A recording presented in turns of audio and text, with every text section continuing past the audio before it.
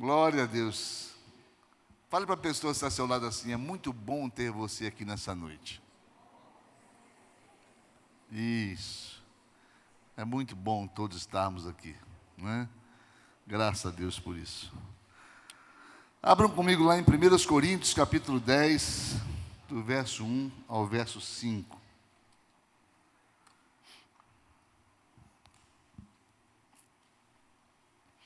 Eu queria caminhar com vocês hoje, nessa noite, sobre algo de suma importância para a vida pessoal de cada um de nós.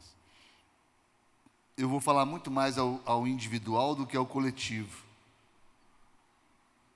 porque eu quero falar a respeito do governo da vida.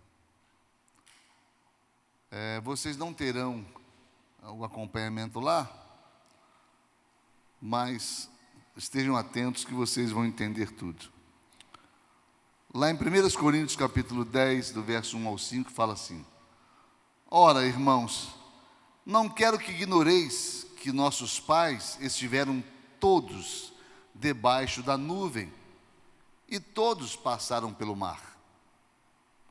E todos foram batizados por Moisés na nuvem e no mar, seja por aspersão, seja por imersão. E todos comeram de um mesmo manjar espiritual.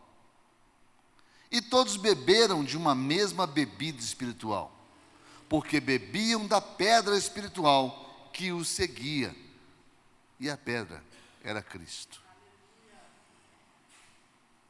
Agora vem o verso 5, que fala assim: Mas, eu me preocupo muito quando eu vejo um mas, né? Porque é adversativo. Ele vai aqui agora tecer as considerações pessoais dele. Eu quero ouvir o que Paulo tem a dizer. E Paulo fala assim: mas Deus não se agradou da maioria deles. Deus não se agradou, pelo que ficaram desgovernados no deserto. Deus não se agradou da maioria deles. Cantavam os mesmos cânticos, ouviam a mesma palavra, levantavam a mão juntos, louvavam a Deus juntos, parecia um grande coral cantando, parecia um povo uníssono ouvindo, parecia que todos andavam em unidade, mas de repente o resultado final fala: Deus não se agradou da maioria deles.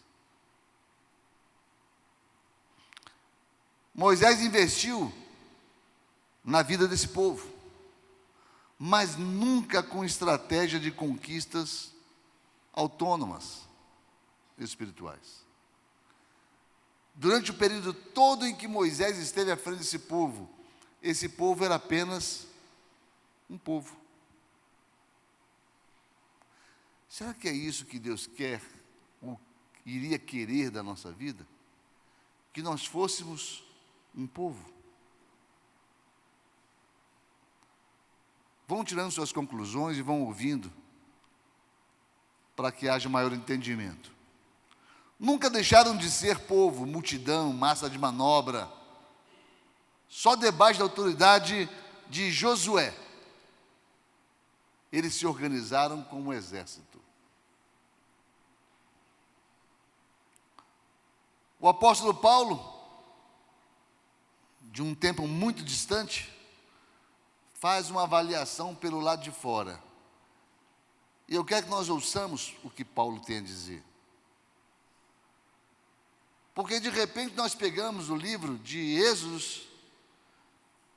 pegamos Levítico, Deuteronômio, e lemos a saga de 40 anos de um povo perdido no deserto, de um povo tentando se encontrar e encontrar o seu Deus, que o haviam perdido no deserto.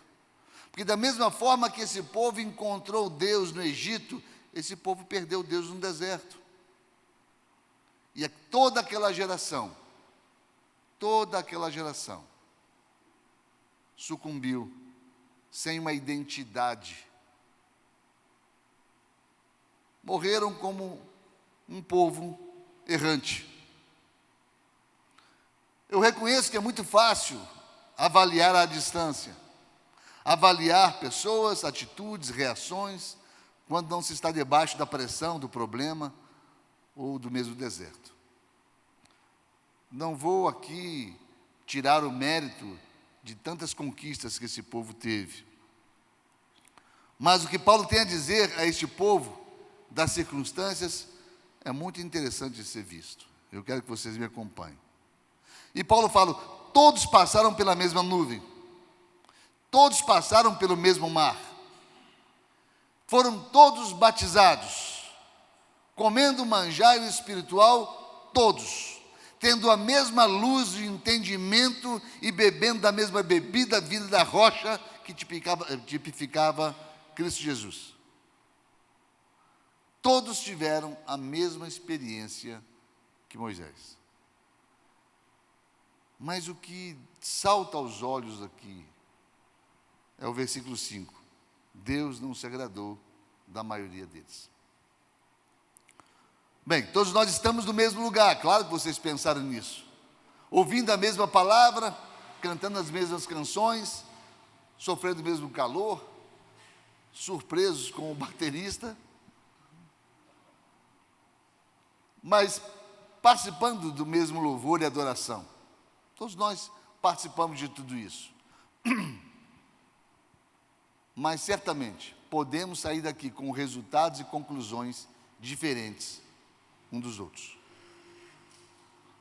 Podemos sair daqui com 150, 200 conclusões diferentes. Nós vivemos em transformações constantes em 3 mundos em que existimos: o mundo espiritual, o mundo emocional e também racional, e o mundo material e o biológico. Alguns saem daqui do culto resolvidos no mundo espiritual.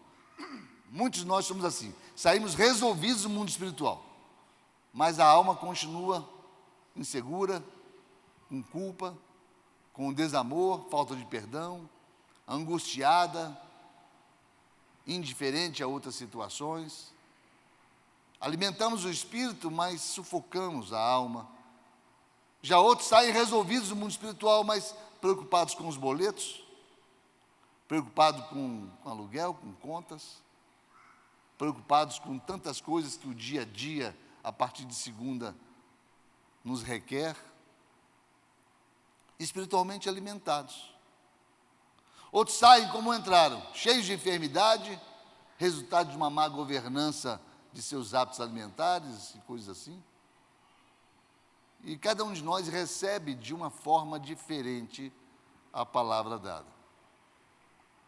Mas eu quero pensar uma única expressão que Paulo usa, e é sobre ela que eu quero falar nessa noite.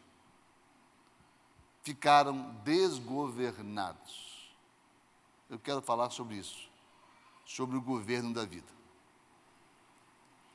Governar-se é estar disposto às mudanças, tomada de decisões, pois somos resultados dessas decisões. Quando você anda perto de alguém que vive de forma desgovernada, ou que entregou o governo da sua vida, de suas decisões mais significativas a outras pessoas, você percebe que a vida dela torna-se pesada, conflitante e confusa. Nosso texto nos diz que todos temos as mesmas informações. É verdade. Comemos o mesmo prato espiritual. É verdade. Todos temos tido resultados diferentes. Isso é o que esperamos. Que nós possamos adequar a palavra de Deus àquilo que Deus tem para a nossa própria vida. Nós não queremos ser um povo anulado em sua existência, em sua identidade pessoal. Não. Quando a gente pega a Bíblia e vai ler a respeito dos personagens você vai ver que são pessoas que fugiram aquela máxima da curva. Eles caminharam um pouco mais, eles se lançaram aos pés de Cristo, se lançaram aos braços de Jesus, se lançaram à confiança plena em Cristo Jesus. E a gente vai vendo que quando você faz isso, você pega o governo da sua vida e deposita aos pés de Cristo, muitas coisas acontecem. Nosso texto nos diz que todos temos as mesmas informações.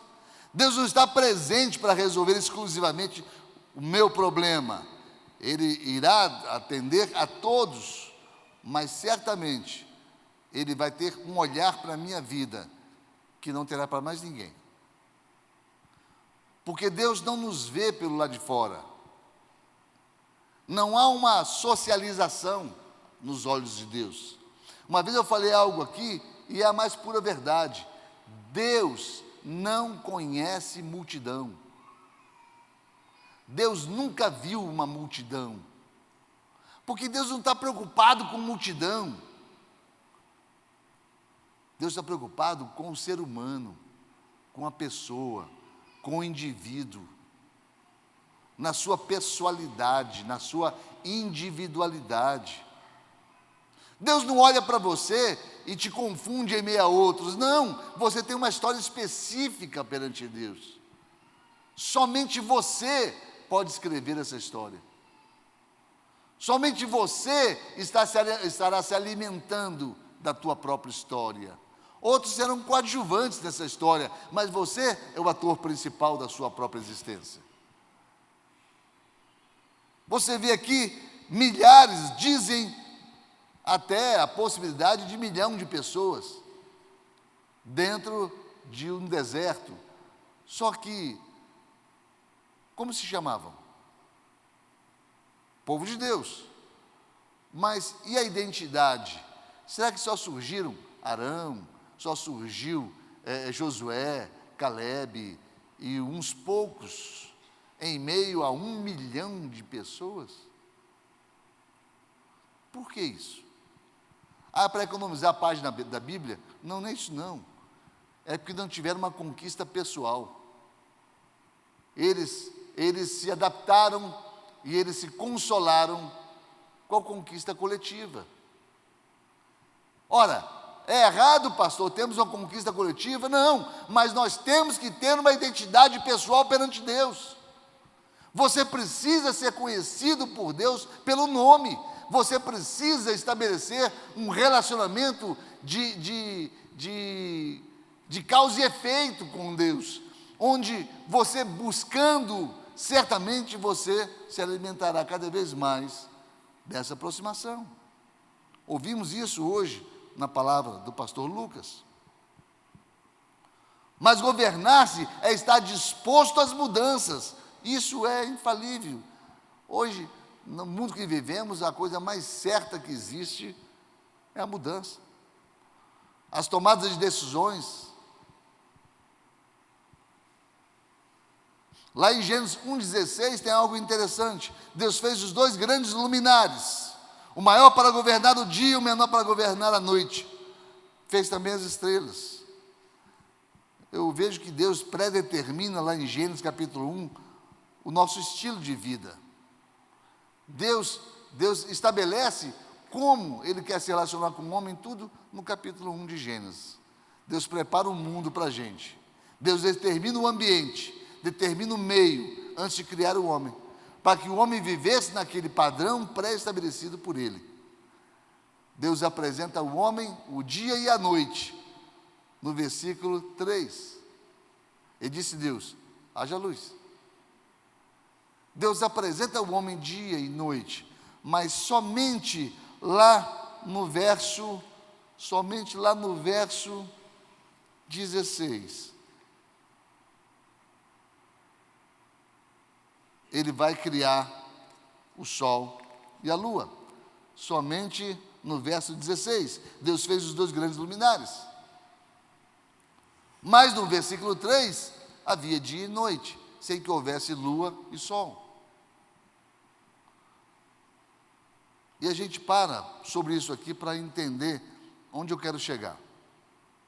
No quarto dia, Deus cria sol para governar o dia e a lua para governar a noite.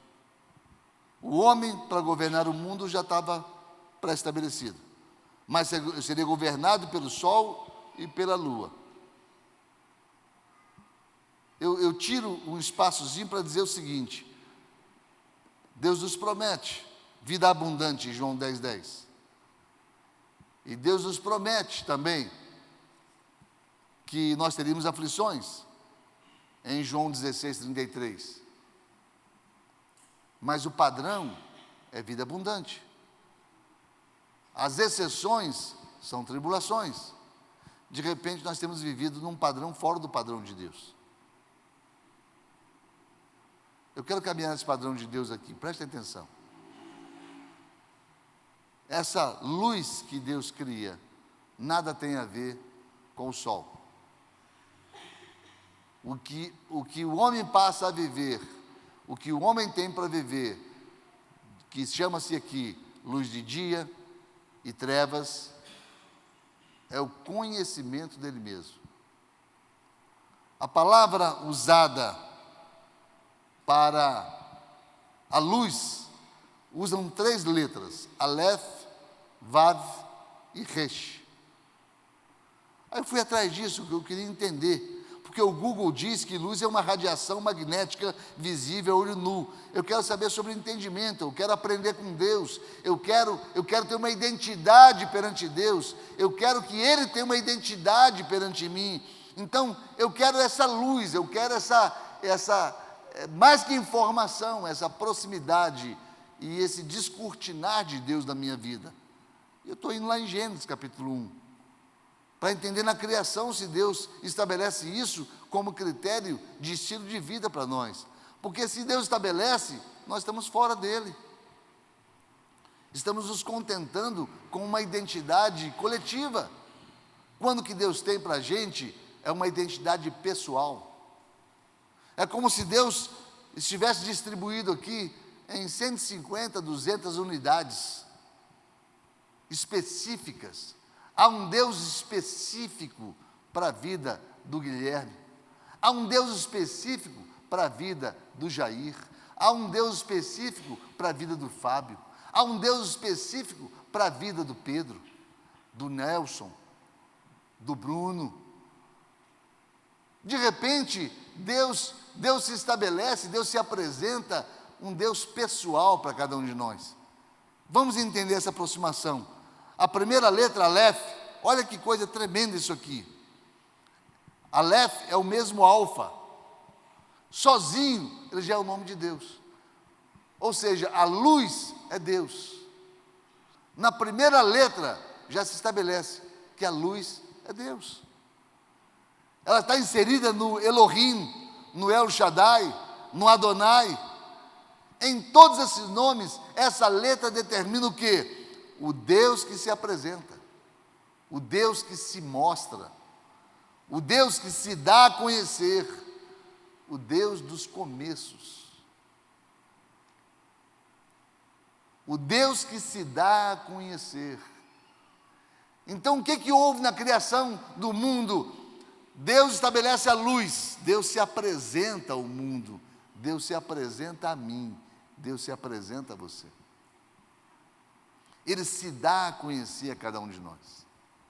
A segunda letra é o Vav, significa conexão, junção, liga. Tem por propósito fazer história. A história tem o Vav, porque ela liga fatos, liga ideias. Ela liga a nossa vida. Então, de repente, o Deus que se dá a conhecer, que participa da nossa própria história, que atua na nossa história, que gera liga entre Ele e você. Olha que coisa interessante. E o Resh, que é a última letra dessa luz que se apresenta ao homem, significa mente humana ou inteligência humana. Então, se nós fôssemos ler a respeito dessa luz que Deus gera como claridade, como conhecimento, seria: haja luz no mundo onde Deus se conecta à mente humana. Então, o Deus que atravessou o deserto não era o Deus de Moisés somente, era o Deus de todo o povo. Mas o povo se distanciou dele. O povo não quis compromisso. O povo se contentava em ouvir Moisés falar. Aqui na Shalom está fácil para vocês. Aqui tem 2 Moisés.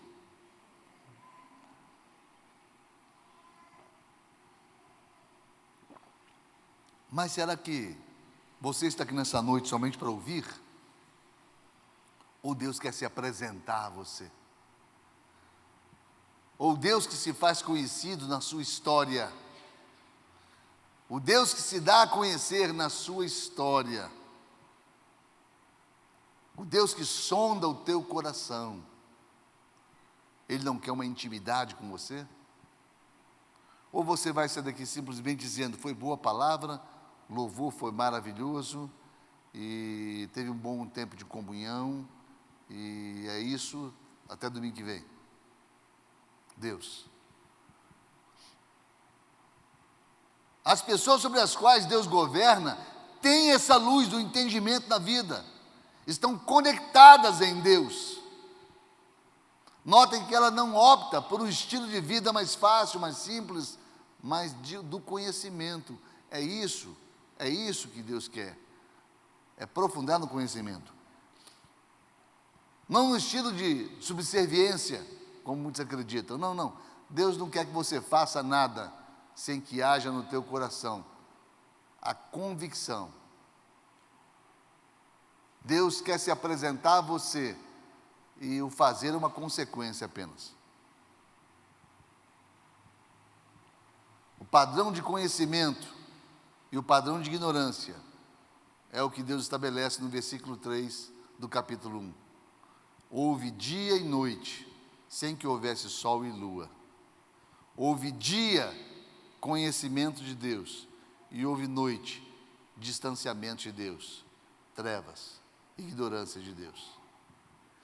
Espiritualmente, nós estamos vivendo dia ou noite? Um bom exemplo, nós estamos dentro da igreja, estamos vivendo dia. Por quê? Estamos nos aproximando do conhecimento de Deus. Isso é de suma importância, já é um passo muito positivo na tua vida. Padrão de conhecimento. Governo na terra, controle, princípios de soberania, de autonomia, Deus vai nos ensinando. E nós vamos aprendendo como nos aproximar dele. Padrão no capítulo 1 de Gênesis, macho e fêmea para o governo do mundo. O sol, a lua governam dia e noite. Deus dá ao homem governo, direção e valores, tudo no capítulo 1. Deus determina ao homem vida abundante e sofrimento pontual. Mas muitos de nós vivemos nos dias de hoje sofrimento abundante e vida pontual, quando não é o projeto de Deus. O projeto de Deus é apresentado no livro de Gênesis. E isso é aplicado na vida de algumas pessoas. Lá em Gênesis 4:7, se você fizer o bem, não será aceito, mas se não fizer o bem, saiba que o pecado ameaça a tua porta. Ele deseja conquistá-lo, mas você deve governá-lo, mostrando que esse conhecimento de Deus pode virar trevas no distanciamento de Deus. Deus conversa com um homem que se desgovernou, Caim. E o problema não era a oferta, não era o que Caim teria para dar. Ambos deram ofertas. Mas no começo dos tempos, Deus começa a desenvolver uma relação pessoal. E Abel soube dessa relação pessoal. Havia uma relação pessoal. Caim faz lá a sua oferta a Deus. Como é que funcionava? Caim era lavrador, então Caim colocou ali produtos da terra. Abel era pecuarista, Abel colocou ali alguns animais para ofertar a Deus. Ambos se distanciaram e ficaram olhando para as suas ofertas. Como é que saberiam se Deus se agradou ou não? A oferta que pegasse fogo de forma espontânea era a oferta aceita por Deus. Ficaram os dois olhando. De repente a oferta de Abel, pá, pega fogo. E Abel começa a glorificar a Deus porque a oferta dele pegou fogo. E Caim se ressente com aquilo. E Caim tem vontade de matar alguém. Não era Abel que ele tinha vontade de matar, ele tinha vontade de matar Deus. Por quê? Porque Deus rejeitou a oferta dele. Deus rejeitou a oferta dele. Mas o que Deus havia dito para ele, reparem só, o que Deus havia dito para ele: se você fizer o bem, não será aceito. Mas se você não fizer, sabe que o pecado o ameaça a sua porta. Ele deseja conquistá-lo, mas você deve governar. O que Deus está falando para Caim, Deus fala para cada um de nós. Cuidado com a sua reação. Cuidado, de repente, num pensamento coletivo, você acha que você tem que viver a vida que a outra pessoa está vivendo. Você tem que desfrutar das benécias que a outra pessoa está desfrutando. Você começa a se comparar à vida do outro. Você começa a olhar lá no Facebook, lá no Instagram. Você começa a olhar a vida do outro e acha que a sua vida está pior. Porque pensa num lugar de gente feliz. É desse negócio do Instagram. Está todo mundo sorrindo sempre. Já viu alguém chorando no Instagram? Está todo mundo sempre sorrindo. Aí, quem está olhando aquilo ali, está achando que o mundo todo está feliz, menos ele. Imaginem vocês um povo preso no deserto, a fofocaiada que não era. Imaginem vocês. As mulheres conversando, lavando roupa. Você viu a mulher da tenda 73? Onde é a tenda 73? Aquela que fica naquela ruazinha, lá na areia, lá no finalzinho lá da areia. Porque nós não, nós estamos aqui na tenda Alphaville. Imaginem vocês. O grande problema, então, é quando eu começo a me comparar com o outro, quando, na realidade, o que Deus falou para Caim aqui é: esteja em paz comigo, esteja em paz com a sua consciência, construa a partir de você e construa entendendo que eu tenho um plano específico para a tua vida e um plano específico para Abel. Na verdade, a vontade de Caim era isso, ele queria descarregar em alguém a frustração dele. Satanás não pode atingir Deus, por isso ele tenta atingir você. Foi o que aconteceu com Caim, ele não podia atingir Deus, então ele foi lá e atingiu o irmão dele, Abel. Quando Davi sentiu vontade de matar Saul, ele estava sendo governado pelo propósito de Deus. Como é que eu sei disso? Como é que eu sei disso? Como é que você pode saber disso? Pelo resultado. Hoje o pastor Lucas pregou falando o seguinte, que se conhece a árvore pelo fruto que dá. Se conhece quando a pessoa não está na presença de Deus, é o fruto que ela dá. É pelo fruto, não é pelo que ela diz, não. Porque tem muita gente com fala doce, falando aos seus ouvidos. Muita gente com projetos mirabolantes. Sabe? Tem uns aí com projetos maravilhosos de conquista, mas sem Deus, vazio de Deus, cheio do homem, cheio da capacidade humana, cheio do desejo de vencer, mas para si mesmo e por si mesmo. Tem que se tomar cuidado. Davi estava cheio de Deus, por causa do resultado. Ele não se levantou contra a velha unção, contra Saul. Quando Davi viu Batseba tomando banho lá e mandou buscá-la para si, ele estava sendo governado por quem? Por ele mesmo. Como é que eu sei disso? Pelo resultado. Pelo resultado. Entendamos que a vida, para ser abundante, precisa ser governada por Deus. Mas a vida do povo do deserto estava sendo governada por Moisés. Não é o pastor que governa a sua vida. Não é a igreja que governa a sua vida. Não é o coach que governa a sua vida. Não é o líder, não é o orientador, não, é Deus, queridos. É Deus quem governa a nossa vida. Nós temos como exemplo o mundo todo, a criação do mundo. Reparem vocês que quando Paulo fala a respeito da experiência do povo no deserto, falou, olha, eles estavam sendo governados, estavam sendo instruídos a fazerem tudo igualzinho. Mas o coração deles não tinha espaço para um relacionamento pessoal com Deus. Como Jesus vence o mundo? Dando o seu mundo nas mãos de Deus. Quando José sonha com o sol, lua, estrela, ele está sendo governado por quem? Por Deus. Porque o sonho se cumpriu, se realizaram. Durante toda a busca de José do Egito, ele foi governado por Deus. Por isso chegou a governar.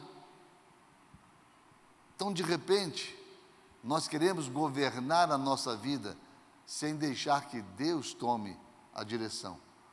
Governar a vida é dar o direcionamento que Deus quer, é deixá-la nas mãos de Deus. Ter governo não é mandar em si mesmo, é manter-se no propósito. Ter governo da própria vida não é mandar em si mesmo, é manter-se no propósito de Deus. José só perdeu o governo de sua vida quando se utilizou do poder para ferir seus irmãos. Foi mais fácil governar o Egito do que governar a si mesmo. Sempre assim. Sempre assim. Eu queria concluir lá em Deuteronômio 28, 13. Fala, e o Senhor te porá por cabeça. Quem te porá por cabeça? Quem te porá por cabeça? E não por cauda. E só estarás em cima e não embaixo, se obedeceres, tão somente se obedeceres aos mandamentos do Senhor teu Deus. Repara que Deus se apresenta como Elohim, Senhor. É como o Senhor da nossa vida. O Senhor é o mandante. O Senhor é o dono. É isso que é apresentado a cada um de nós pelo apóstolo Paulo. O que Paulo quis dizer? Paulo queria fofocar a respeito da vida de Moisés? Paulo queria falar mal de Moisés, era isso? Não! Ele estava explicando aqui que o fato de, às vezes, a gente estar cantando todo mundo na mesma canção, a gente pode estar fazendo isso por imitação.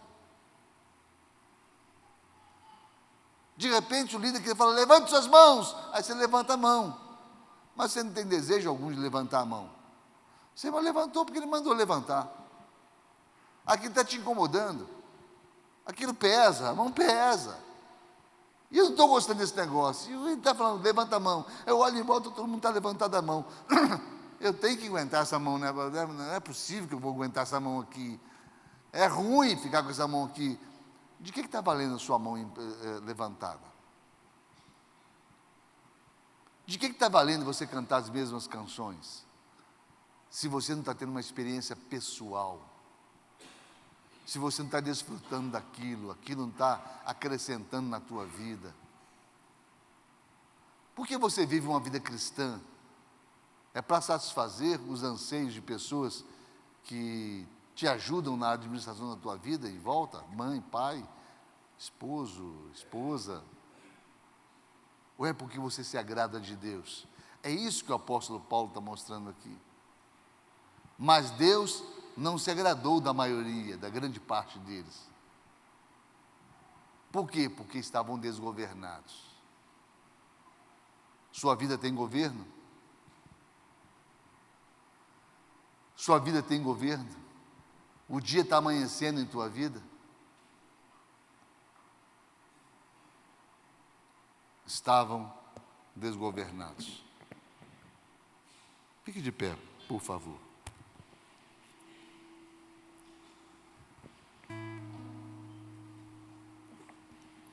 Por que a gente pede para as pessoas ficarem de pé quando a gente vai terminando o culto?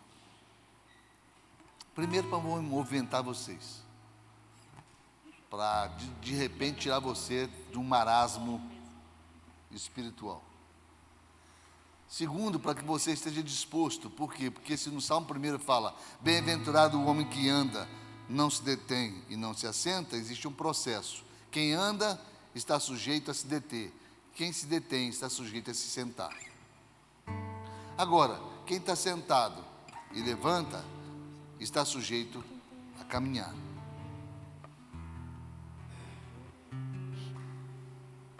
E a conclusão da palavra: dê o governo a Deus, o governo da sua vida. Não seja massa de manobra, não seja multidão. Não se contente apenas com eu sou membro da igreja Shalom. Não se contente com isso, querido. Não é só isso que Deus tem para a tua vida. É o primeiro passo? É o primeiro passo. Fazer parte de um corpo em atividade. É o primeiro passo. Mas não se detenha nisso. A palavra de Deus fala lá em Atos sobre Davi. Tendo Davi servido a sua própria geração, conforme os desígnios de Deus. Você tem servido a sua geração? Você tem servido as pessoas à sua volta? Se não, eu vou te dizer por quê. É porque você não tem servido a si mesmo. Você não tem deixado Deus administrar a sua própria vida. Porque o grande projeto de Deus na vida de cada um de nós é que nós possamos ser multiplicadores do reino dele. Esse é o grande projeto de Deus. O grande projeto de Deus para a sua vida, Sara, não é você ser a advogada que você é. É você multiplicar o reino de Deus. O grande projeto de Deus que Deus tem para a sua vida, pastora Rose, não é aquilo que de repente parece que salta aos olhos, que é o serviço que você faz. Não, é que você multiplique o reino. Não importa o que você faça, não estará em primeiro lugar no projeto de Deus. O que está em primeiro lugar no projeto de Deus é que você alcance vidas. Então, governar a si mesmo é estar disposto a servir a Deus em toda e qualquer circunstância. É estar pronto para isso, apto a isso. Esse é o grande projeto de Deus. Esse é o grande governo de Deus na vida de cada um. Por isso aquele povo do deserto murmurava. Porque era um povo que não estava disposto a servir. Era um povo que queria ser servido. Eles queriam codornizes, eles queriam maná, eles queriam água o tempo todo. Havia um clamor, uma necessidade expressa na existência deles, mas não estavam dispostos a servir a Deus. Quando Josué pega aquele povo e passa a treiná-los numa dependência de Deus e a lutar em prol da implantação da promessa de Abraão, a utilidade deles começam a surgir nomes, começam a surgir pessoas com identidade própria perante Deus. Em nome de Jesus, na ceia de hoje, você pode plantar um marco na tua vida, um marco do governo de Deus. Deus vai governar sobre a minha vida. Deus governará e trará suas prioridades acima das minhas prioridades. Baixe sua cabeça, feche seus olhos. Pai, no nome de Jesus, o governo da nossa vida, Senhor Deus, muitas vezes não depende daquilo que nos é dito aos ouvidos de forma coletiva, mas daquilo que é expresso no nosso coração de forma individual. Que saiamos daqui, Senhor Deus, cada um com a sua própria mensagem. Que saiamos daqui, ó Pai, cada um com o seu próprio propósito em Ti. Que saiamos daqui, Senhor Deus, cada um com a sua própria experiência em Deus, para o louvor da Tua glória. Te agradecemos, ó Pai, nessa noite, pelo que estás fazendo nas vidas. Te louvamos, Senhor Deus, pelo grande projeto Teu, que é explícito, ó Pai, na vida de cada um de nós. Que tenhamos uma identidade, que a clareza do Teu Santo Espírito, que a apresentação do Senhor sobre a nossa vida, que a Tua luz nos ilumine, nos dando, Senhor Deus, o propósito correto, em o nome do Senhor Jesus. Amém.